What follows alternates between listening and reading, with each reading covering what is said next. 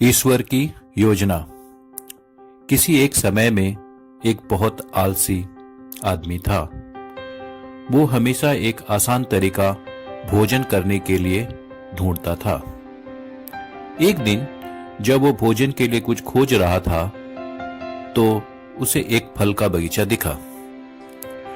वो चारों ओर देखा और किसी को फल की रखवाली करते नहीं देखा, तो वो जल्दी से कुछ फल चोरी करने का फैसला किया।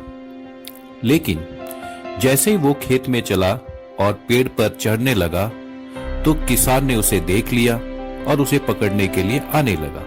आलसी व्यक्ति ने किसान को छड़ी लेकर आते देखा। वो डर गया और पास के जंगल की ओर भागा और छिपने के लिए अंदर चला गया।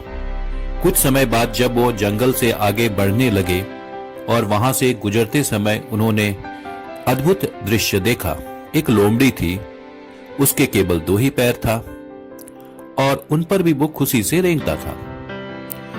आलसी आदमी सोचा, कैसे इस लोमड़ी ऐसी हालत में जीवित रह सकता है? लोमड़ी नहीं चल सकता, वो खुद को खिलाने या अन्य किसी जानवर के खतरे से जीवित रहने के लिए कैसे सक्षम हो सकता है? अचानक उसने शेर को अपने मुंह में पहले से ही मांस के टुकड़े के साथ लोमड़ी की ओर आते देखा। सभी जानवर भाग गए और आलसी आदमी खुद को बचाने के लिए एक पेड़ पर चढ़ गया, लेकिन लोमड़ी वहां ही रही। उसके पास 2 पैरों पर दौड़ने की क्षमता नहीं थी। लेकिन आगे क्या हुआ, आलसी आदमी हैरान। एक मांस का टुकड़ा उसके जो शेर के मुंह में था वो लोमड़ी के लिए छोड़ दिया। आलसी आदमी ईश्वर का खेल को देखकर खुश महसूस किया। उसने सोचा कि जो परमेश्वर सभी का निर्माता है, उसके पास हमेशा एक योजना रहती है कि उसने क्या बनाया है और उसका ख्याल कैसे रखना है। उसने महसूस किया कि ईश्वर ने उसके लिए कुछ योजना जरूर बनाई होगी। ऐसा सोचकर वह उस जगह छोड़ दिया और कहीं दूर अकेले बैठ गया और कोई उसे खिलाए इसके लिए इंतजार करने लगा। जैसे जैसे समय गुजरना शुरू हुआ, वह सड़क पर देखता रहा, अपने भोजन का इंतजार करता रहा।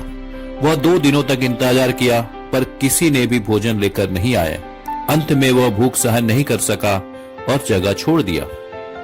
रास्ते में उनकी मुलाकात एक बूढ़े ऋषि से हुई। उसके साथ जो भी हुआ, उसने सब कुछ ऋषि को बताया। ऋषि ने पहले उसे भोजन और पानी दिया। ऐसा करने के बाद आलसी व्यक्ति ने ऋषि से पूछा, ईश्वर ने अपंग लोमड़ी पर अपनी दया दिखाई थी, लेकिन ईश्वर मेरे लिए इतना क्रूर क्यों थे? एक मुस्कान के साथ ऋषि ने कहा, सच है कि निर्माता सबके लिए एक योजना बनाई है। आप स्पष्ट रूप से ईश्वर की योजना का एक हिस्सा हैं। लेकिन बेटा, तुमने उसकी निशानी को अपने गलत तरीके से ले लिया है। ईश्वर नहीं चाहता कि आप लोमड़ी की तरह रहें, वो चाहता है कि आप शेर की तरह बने।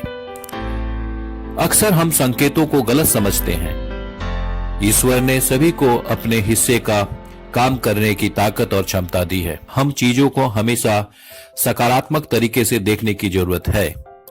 जरूरतमंद वालों की मदद करने के लिए खुद को मजबूत स्थिति में देखें। आसान विकल्प के लिए मत जाएं, सही विकल्प बने। धन्यवाद।